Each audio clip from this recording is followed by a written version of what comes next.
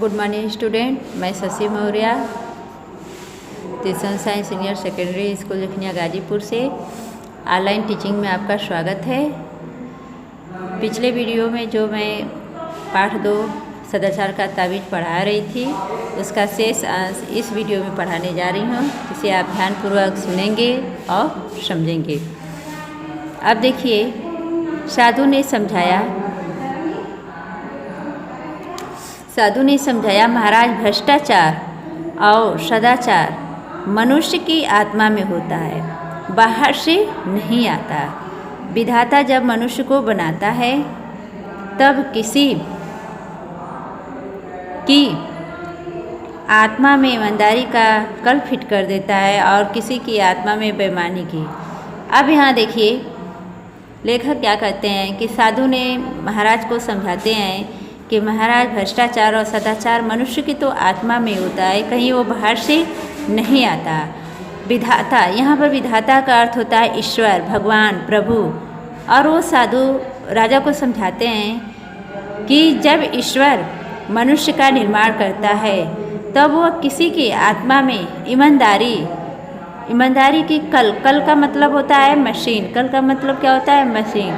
ईमानदारी की कल यानी मशीन फिट कर देता है और किसी की आत्मा में बेईमानी की। यानी साधु महाराज को समझाते हैं कि जब ईश्वर मनुष्य का निर्माण करता है तो सबका आत्मा एक जैसा बनाता है, लेकिन किसी की आत्मा में ईमानदारी और किसी की आत्मा में बेईमानी छोड़ता है। इस कल से ईमान बेईमानी के स्वर निकलते हैं। और मनुष्य की जो आत्मा है, तो जिसके शरीर में, जिसकी आत्मा में प्रभु ईमानदारी का स्वर निकलता है और किसी की आत्मा से बेईमानी का स्वर निकलता है, तो ये सब क्या है? प्रभु यानी प्रभु जो है, ईश्वर जो है, यानी मनुष्य का निर्माण करते समय तो सबका आत्मा एक जैसा बनाता है, लेकिन किसी की आत्मा में बेईमानी होता है और किसी की आत्मा में ईमानदारी होता है। तो जिसकी आत्मा में जिस प्रकार ईमानदारी और बेईमानी होता है, ठीक उसी प्रकार वो अपने स्वर, अपने विचार को प्रकट करता है, जिन्हें हम आत्मा की पुकार कहते हैं। जिसे हम क्या कहते हैं? आत्मा की पुकार। आत्मा की पुकार के अनुसार आदमी काम करता है। प्रश्न यह है कि जिनकी आत्मा में बेईमानी के स्वर निकलते हैं, उन्हें दबाकर ईमानदारी के स्वर कैसे निकाला जाए। यहाँ पर देखिए, प्रश्न किया जा रहा है। क्या किया जा रहा है? प्रश्न किया जा रहा है। यह प्रश्न साधु महाराज से कर रहे हैं कि अब वो कहते हैं कि जो आत्मा की पुकार है, यानी जिस मनुष्य के अंदर से क्या है? स्वर है, यानी बाड़ी जो ईमानदारी की निकलता है या बेईमानी की निकलता है, उसी के अनुसार क्या करता है? वो अपने जीवन में कार्य करता है। और जिसके अंदर से बेईमानी का स्वर निकलता है, तो भले ही वो उसके अंदर ईमानदारी हो, लेकिन अपनी ईमानदारी के स्वर वो कैसे निकाल सकता है? क्योंकि उसके अंदर तो बेईमानी ही बेईमानी है। अब यहाँ पर देखिए, अब साधु क्या कर रहा है कि मैं कई वर्षों से इसी चिंतन में लगा हूँ। किस चिंतन में? आत्मा की पुकार, यानी कौन व्यक्ति ईमानदार है और कौन व्यक्ति बेईमान है। अभी मैंने यह सदाचार का ताबीज़ बनाया। जिस आदमी की भुजा पर यह बंधा होगा वह सदाचारी हो जाएगा। मैंने कुत्ते पर भी प्रयोग किया। यह ताबीज़ गले में बांध देने से कुत्ता भी रोटी नहीं चुराता। बात यह है कि इस ताबीज़ में से भी सदाचार के स्वर निकलते हैं। अब देखिए, साधु क्या कर रहे हैं कि इस चिंतन में मैं कई वर्षों तक लगा था, और लगने के बाद हमने एक विचार किया कि एक सदाचार नामक उन्होंने एक ताबीज़ बनाया। और ताबीज़ बनाने के बाद वह कह रहे हैं कि जिस व्यक्ति की भुजा पर उस सदाचार के ताबीज़ बांध दिया जाता है, वो व्यक्ति क्या होता है? सदाचारी हो जाता है। और कह रहे हैं कि सबसे पहले ताबीज़ बनाने के बाद हमने यह ताबीज़ का प्रयोग किस पर किया? एक कुत्ते पर किया। और कुत्ते पर प्रयोग किया तो उन्होंने देखा कि वह कुत्ता भी क्या करता है? रोटी को नहीं चुराता। और इस ताबीज़ से अगर व्यक्ति बेईमान है तो भी उसके मुख से क्या है? ईमानदारी के ही स्वर निकलते हैं। अब आगे देखिए, जब किसी की आत्मा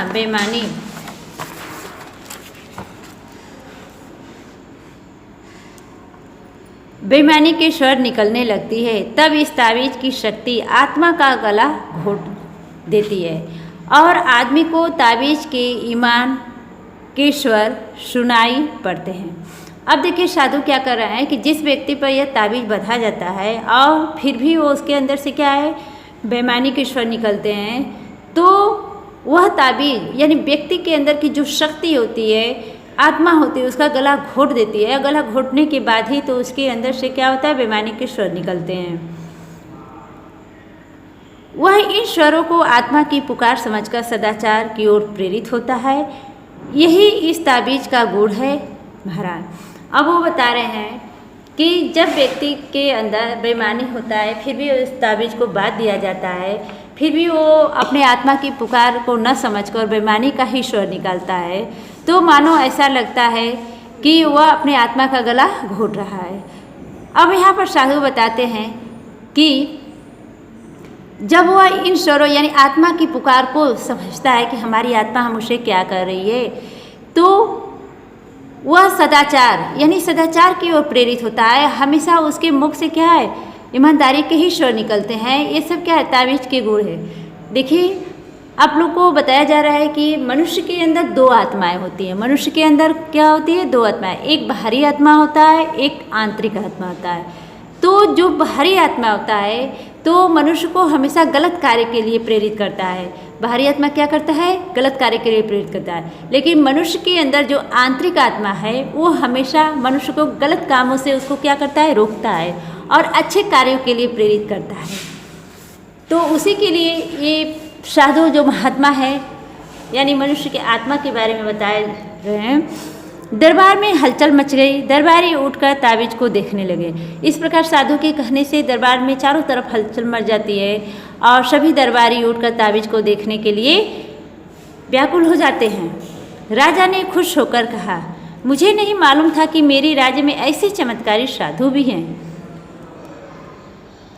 महात्मा, हम आपके बहुत आभारी हैं। आपने हमारा संकट हर लिया। हम सर्वव्यापी भ्रष्टाचार से एक कारखाना खोल देते हैं। आप उसके जनरल मैनेजर बन जाएं और अपनी देख रेख में बढ़िया ताबीज़ बनाएं। अब महाराज साधु की बातों से प्रसन्नचित होकर कहते हैं कि मुझे नहीं मालूम था कि मेरे राज्य में एक चमत्कारी साधु भी है।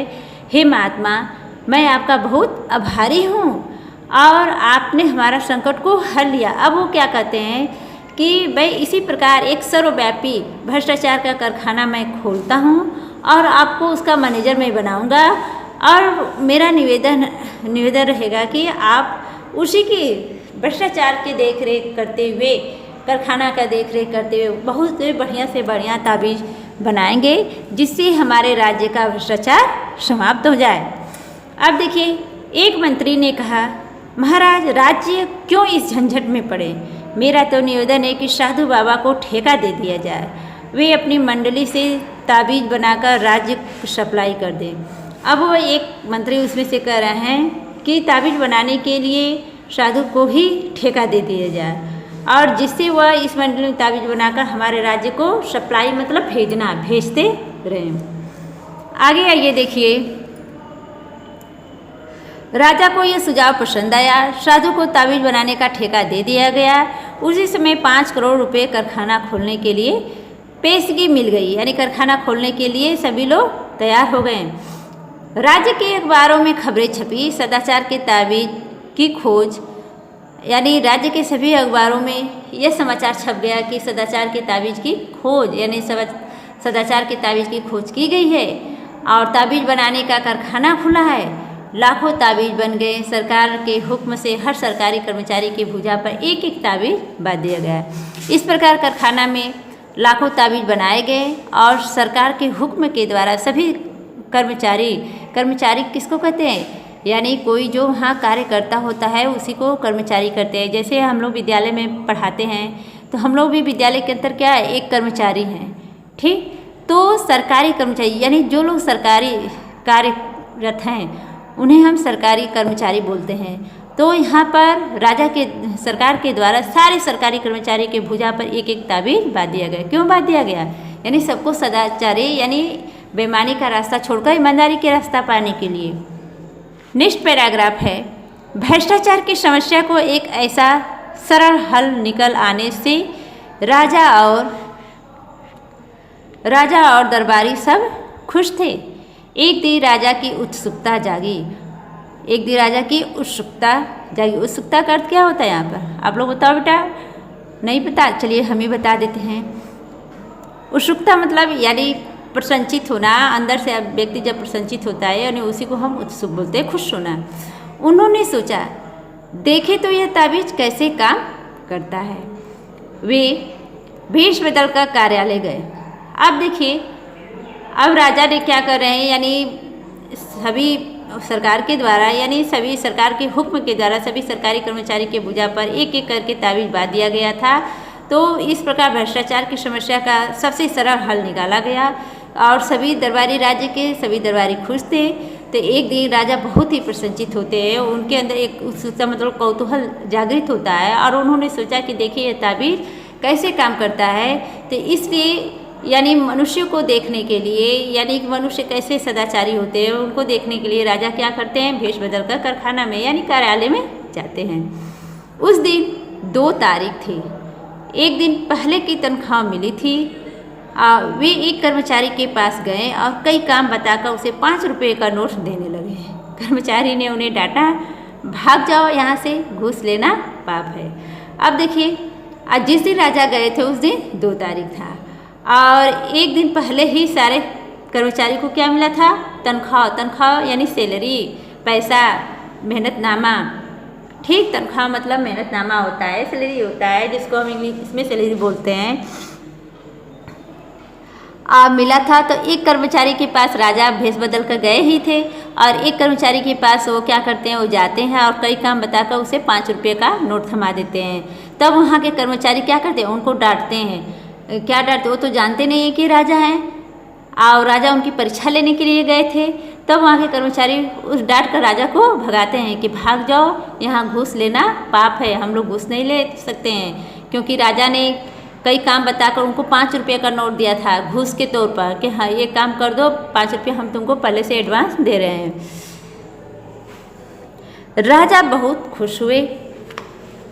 ताबीज ने कर्मचारी को ईमानदार बना दिया। कुछ दिन बाद वह फिर भेष बदलकर उसी कर्मचारी के पास गए। इस प्रकार राजा उसके बदलते स्वभाव को देखकर बहुत ही खुश हुए। लेकिन कुछ दिनों के बाद फिर वो भेष बदलकर उनके उसी कर्मचारी के पास जाते हैं जिसको उन्होंने 5 रुपये का नोट दिया था कार्य करने के लिए। ठीक, उस दिन 31 तारीख थी। 31 मतलब 21 तारीख थी और महीने का आखिरी दिन था। ठीक, राजा ने उसे 5 का नोट दिखाया और उसने लेकर जेब में रख लिया। राजा ने उसका हाथ पकड़ लिया और बोले, मैं तुम्हारा राजा हूँ, क्या तुम आज सदाचार का ताबीज बांध कर नहीं आए? अब देखिए, जब महीने के लास्ट में राजा पहुँचते हैं तो उस दिन भी क्या महीना का आखिरी दिन रहता है। तो राजा ने उसी कर्मचारी को 5 रुपये का नोट देते हैं और देने की जैसे ही देते हैं वैसे वो कर्मचारी क्या नोट लेकर अपने जेब में रख लेता है। तो इस प्रकार राजा क्या करते हैं, उसका हाथ पकड़ लेते हैं और बोलते हैं कि क्या आज तुम सदाचार का ताबीज पहनकर नहीं आए हो, क्योंकि मैं तुम्हारा राजा हूँ। अब आगे देखिए, बाधा है, सरकार है। यह देखिए अब क्या कर रहे हैं, अब वो कर्मचारी क्या बोला है कि नहीं, मैं ताबीज को बाधा हूँ, सरकार है। यह देखिए, यानी राजा को दिखा रहे हैं कि मैं तो ताबीज बाधा हूँ, मेरे हाथ में है, भुजा में, आप देख लीजिए। उसने आस्तीन चढ़ाकर ताबीज दिखा दिया और राजा असमंजस में पड़ गए। फिर ऐसा कैसे हो गया? उन्होंने ताबीज पर कान लगाकर सुना। ताबीज के में स्वर निकल रहे थे, अरे आज 31 है, आज तो ले लो। अब इस प्रकार क्या है, राजा को ताबीज दिखाते हैं, राजा बहुत परेशान हो जाते हैं और तब राजा कहते हैं कि यह कैसा हुआ? तो ताबीज के अंदर से स्वर निकला कि आज महीना का लास्ट दिन। ठीक है, तो आज मैं अपना वीडियो यहीं समाप्त करती हूँ। आप लोग समझ गए होंगे और ही अच्छे से, बहुत ही अच्छे से मन लगा के इसे रिवाइज करेंगे बेटा। और जो नहीं आएगा आप पूछ सकते हैं।